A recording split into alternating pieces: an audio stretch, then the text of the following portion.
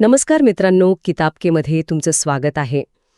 आजच्या या भागाची सुरुवात करण्यापूर्वी आपण एका थोर इतिहासकाराला विनम्र अभिवादन करूया, डॉक्टर जयसिंगराव पवार. नक्कीच. ज्यांनी सेनापती संताजी घोरपडे यांच्यासारखं अप्रतिम कार्य आपल्यासमोर आणलं आणि त्यांच्या लेखणीतून आपल्याला मराठेशाहीचा इतिहास खऱ्या अर्थाने एका नव्या दृष्टीने पाहायला मिळाला. त्यांना आपली भावपूर्ण श्रद्धांजली. हो, अगदी मनापासून श्रद्धांजली. तर आजच्या या सखोल चर्चेकडे वळताना मला एक गोष्ट सांगावीशी वाटते. छत्रपती संभाजी महाराजांच्या बलिदानानंतर मराठेशाहीवर जणू काळोखच पसरला होता. औरंगजेबाच्या लाखोंच्या फौजा दक्षिणेत उतरल्या होत्या आणि सगळं संपलं असं वाटत असतानाच त्या अंधारातून एक नाव उगवलं, ते म्हणजे संताजी घोरपडे. पण मला इथे एक प्रश्न पडतो. आपण हे जरा समजून घेऊया.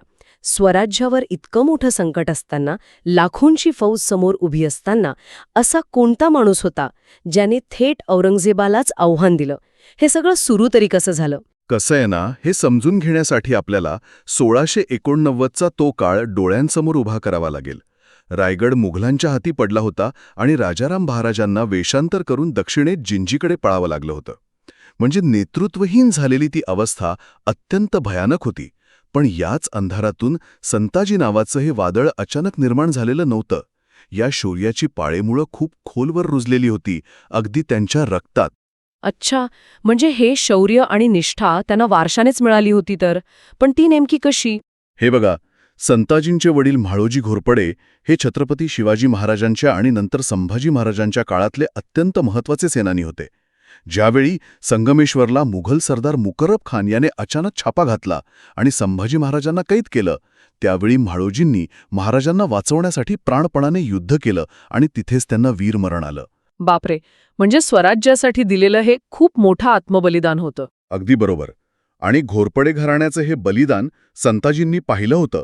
आपल्या डोळ्यांसमोर वडिलांचा हा त्याग आणि स्वतःच्या राजाची झालेली विटंबना यामुळे त्यांच्यात मुघलांबद्दल एक प्रचंड मोठी आग निर्माण केली असणार हे नक्की. ती एक वैयक्तिक आणि परराष्ट्र पातळीवरची सुडाची आग होती. खरंय, पण नुसत्या रागावर युद्ध जिंकता येत नाहीत ना. लाखोंच्या फौजेला त्यांनी नक्की कसं नामोहरम केलं? काहीतरी वेगळी स्ट्रॅटेजी वापरली असेल. तिथेच तर संताजींचं वेगळेपण आणि त्यांची कुशाग्र बुद्धिमत्ता दिसून येते. छत्रपती शिवाजी महाराजांनी सुरू केलेल्या गनिमी काव्याचा तंत्राला त्यांनी पूर्णपणे एका नव्या आणि अत्यंत आक्रमक स्तरावर नेऊन ठेवलं. गनिमी कावा म्हणजे फक्त लपून छपून हल्ला करणं नव्हे, तर तो एक अत्यंत प्रगत मानसशास्त्रीय खेळ होता. म्हणजे ज्याला आपण सायकोलॉजिकल वॉरफेअर म्हणतो तसा. म्हणजे थेट शत्रूच्या डोक्यात घुसून युद्ध जिंकण्याची तयारी? हो ना. त्यांच्या युद्धनीतीची 3 प्रमुख अस्त्रे होती: कमालीचा वेग, अत्यंत कठोर शिस्त आणि शत्रूच्या मानसिकतेवर थेट हल्ला करण्याची क्षमता. मुघलांकडे अफाट सैन्य आणि तोफा होत्या, पण तेच त्यांचं सर्वात मोठं ओझं होतं. संताजींकडे चपळता होती. त्यांनी मुघलांच्या या अवाढव्यापणाचाच त्यांच्या विरुद्ध वापर केला.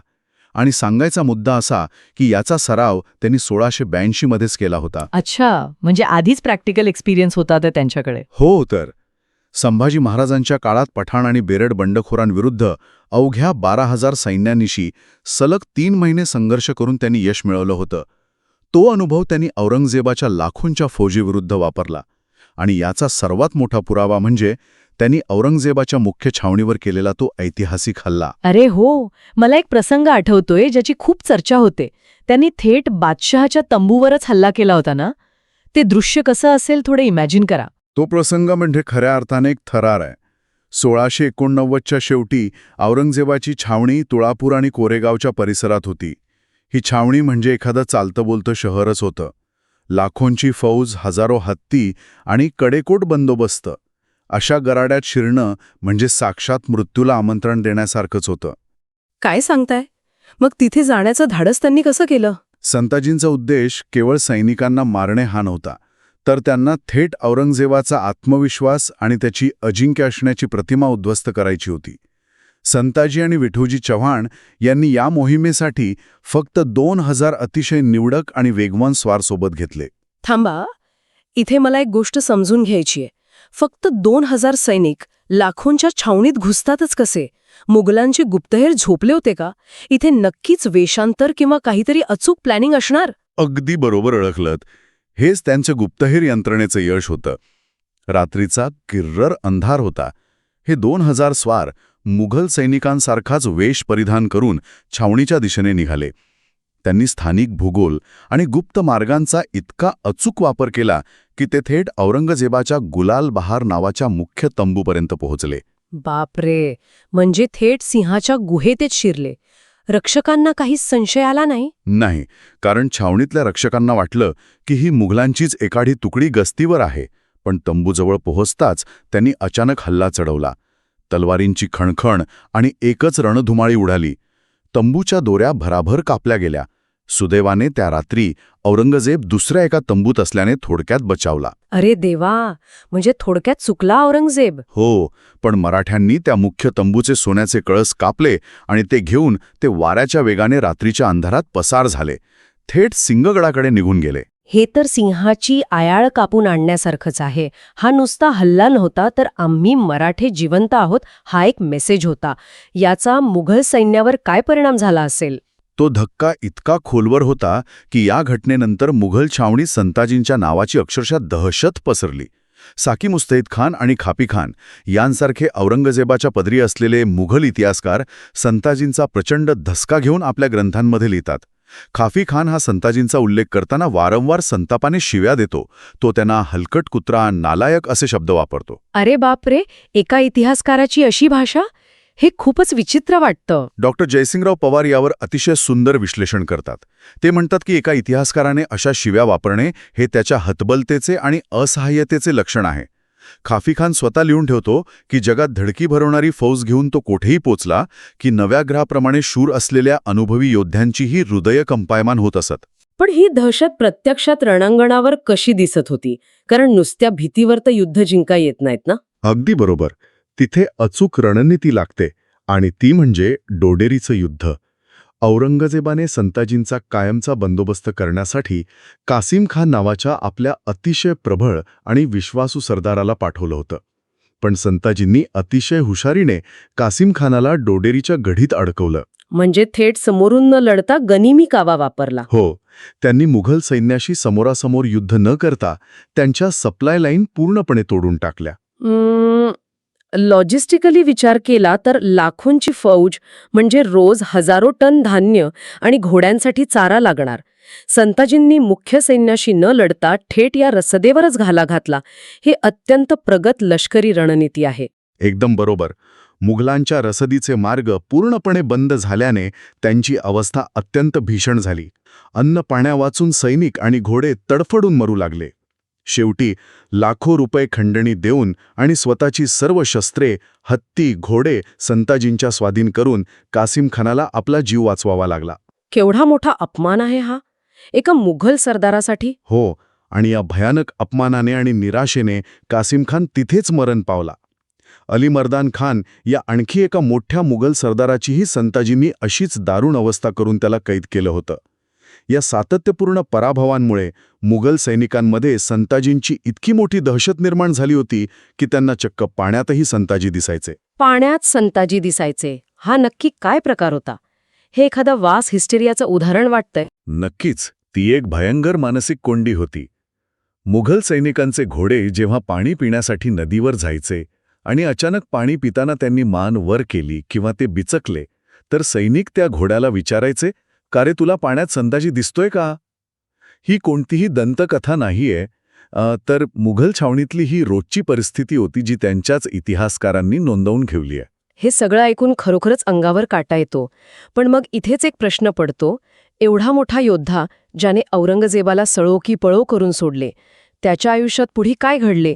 इथे काहीतरी गडबड नक्कीच आहे, कारण त्यांचा अंत शत्रूकडून झाला नाही असं आपण ऐकतो. हा या शौर्यगाथेचा सर्वात शोकांतिकेचा आणि वेदनादायी भाग आहे. आपण सुरुवातीला संताजींच्या कठोर शिस्तीबद्दल बोललो होतो ना, तीच कडक शिस्त जी त्यांना रणांगणावर अजिंक्य बनवत होती, तीच राजकारणात आणि स्वकीयांसोबतच्या व्यवहारात त्यांच्यासाठी दुधारी तलवार ठरली. संताजींचा स्वभाव अत्यंत कडक आणि तडजोड न करणारा होता. म्हणजे ते चुका अजिबात खपून घेत नसत. अजिबात नाही. त्यांनी रणांगणातून पळ काढणाऱ्या किंवा चूक करणाऱ्या स्वतःच्या सख्ख्या भावाला, बहिर्जी घोरपडे यालाही अत्यंत कठोर शिक्षा केली होती. पण ही तर एक प्रकारची प्रोफेशनल एथिक्स किंवा लष्करी शिस्त झाली ना. सैन्यात शिस्त असावीच लागते. मग यात चुकलं काय? तत्वतः हे योग्य होतं, पण तत्कालीन मराठा समाजाची आणि राजकारणाची रचना वेगळी होती. त्या काळात मराठा सरदार हे वतनदार होते. ते स्वतःला एका विशिष्ट प्रदेशाचे स्वतंत्र मालक मानत. त्यांच्याकडे स्वतःची फौज असे. संताजींच्या या कडक कमांड आणि कंट्रोल पद्धतीमुळे आणि स्पष्ट वक्तेपणामुळे या सरदारांचा अहंकार दुखावला जात होता. म्हणजे धनाजी जाधव यांच्यासारख्या सरदारांसोबतही त्यांचे खटके उडत असणार? अगदी सतत खटके उडत असत. आणि परिस्थिती तिथेच हाताबाहेर गेली जेव्हा जिंजीच्या वेढ्यादरम्यान संताजी आणि खुद्द राजाराम महाराज यांच्यात मतभेद विकोपाला गेले. संताजींच्या काही आक्रमक निर्णयांवरून महाराजांचाही त्यांच्यावर रोष निर्माण झाला. डॉक्टर पवार यांनी या संदर्भात मद्रासच्या इंग्रजांच्या पत्रांचा एक अत्यंत महत्त्वाचा संदर्भ दिला आहे. इंग्रजांच्या पत्रांचा म्हणजे मद्रासमध्ये बसलेले ब्रिटिश अधिकारी मराठ्यांच्या या अंतर्गत राजकारणावर लक्ष ठेवून होते? होय, कारण राजाराम महाराजांची राजधानी तेव्हा मद्रासजवळील जिंजी येथे होती. फोर्ट सेंट जॉर्जमधील इंग्रज अधिकाऱ्यांना भीती होती की या युद्धाची झळ आपल्यालाही बसेल. त्यांनी त्यांच्या डायरीत नोंदवून ठेवलंय की संताजी घोरपडे आणि त्यांच्या भावाच्या बंडखोर वर्तणुकीमुळे मराठा छावणीत कमालीची अस्वस्थता आणि दुफळी निर्माण झालीय. बापरेर, म्हणजे एका महान सेनापतीच्या राजकीय पडझडीची बातमी थेट आंतरराष्ट्रीय पातळीवर नोंदवली जात होती तर? होय, आणि याच कलहातून राजाराम महाराजांनी संताजींना सेनापती पदावरून हटवून ते पद धनाजी जाधवांना दिलं. हा निर्णय म्हणजे मराठा साम्राज्यात उभी फूट पाडणारा ठरला असेल. जो माणूस राज्यासाठी लढतोय, ज्याने बादशहाला हैराण केले, त्याला आता स्वतःच्याच राजाच्या आणि सहकाऱ्यांच्या विरोधाला सामोरे जावं लागणं हे खूपच भयानक आहे. आणि दुर्दैवाने तसं घडलं. संताजी पूर्णपणे एकटे पडले. मुघल सेनापती फिरोज जंग हा मोठ्या फौजेनिशी त्यांच्या मागावर होताच, पण आता धनाजी जाधव यांच्या नेतृत्वाखालील खुद्द मराठा फौजही त्यांच्या विरोधात उभी ठाकली. दोन्ही बाजूंनी घेरले गेल्यामुळे स्वतःच्याच लोकांशी संघर्ष करत संताजी साताऱ्याच्या दिशेने आले. म्हणजे जी फौज त्यांनी उभी केली तीच त्यांच्या जीवावर उठली.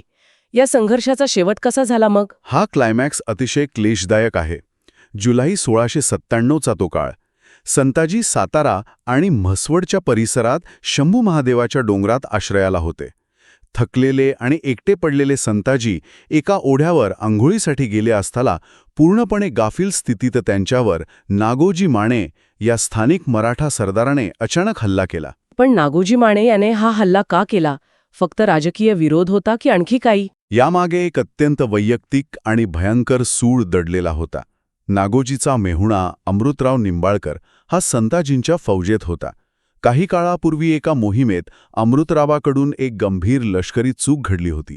संताजींच्या कठोर शिस्तीच्या नियमानुसार त्यांनी अमृतरावाला थेट हत्तीच्या पायी देऊन मारण्याची भयंकर शिक्षा सुनावली होती. अरे देवा, म्हणजे लष्करी शिस्तीसाठी दिलेली शिक्षा ही राजकीय आत्महत्या ठरली तर? हो ना. अमृतरावाच्या मृत्यूचा बदला घेण्यासाठी नागोजी माने टपून होता आणि संताजी एकटे पडल्याची संधी साधून त्याने तो बदला घेतला. ओढ्याच्या काठी आंघोळ करत असतानाच नागोजीच्या माणसांनी अचानक हल्ला केला आणि त्या महान सेनापतीचे शीर धडा वेगळे केले. हे अत्यंत दुःखद आहे.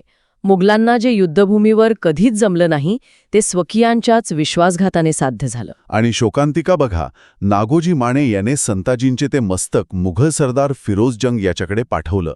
जेव्हा ते मस्तक औरंगजेबाच्या छावणीत पोचलं तेव्हा बादशहाला इतका अमानवीय आनंद झाला की त्याने ते मस्तक संपूर्ण छावणीत मिरवण्यासाठी पाठवलं. संताजींचा तो शेवट ऐकताना खरोखरच मनसुन्न होतं.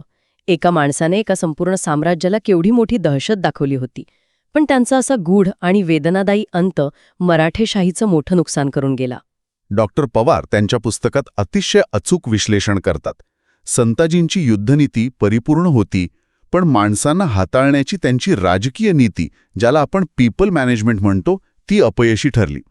वतनदारांचे अहंकार आणि लष्करी शिस्त यांचा समन्वय त्यांना साधता आला नाही. संताजींची ती अतिरेकी शिस्त आणि कठोरपणा हाच त्यांच्या अंताला कारणीभूत ठरला का? राष्ट्रासाठी सर्वस्वपणाला लावणाऱ्या एका अद्वितीय योद्ध्याला स्वकीयांची मनं जपणं जमलंच नाही का? हा प्रश्न आजही इतिहासाच्या पानांवर निरुत्तरित आहे. खरोखरच खूप विचार करायला लावणारा प्रश्न आहे हा. अशा या वादळी सेनापतीची शौर्यगाथा तुम्हाला कशी वाटली? जर तुम्हाला अशीच खरी आणि जिवंत इतिहास कथा ऐकायची असेल तर किताब कीला सबस्क्राईब करायला विसरू नका. पुन्हा भेटूया अशाच एका नव्या विषयासह. तोपर्यंत धन्यवाद.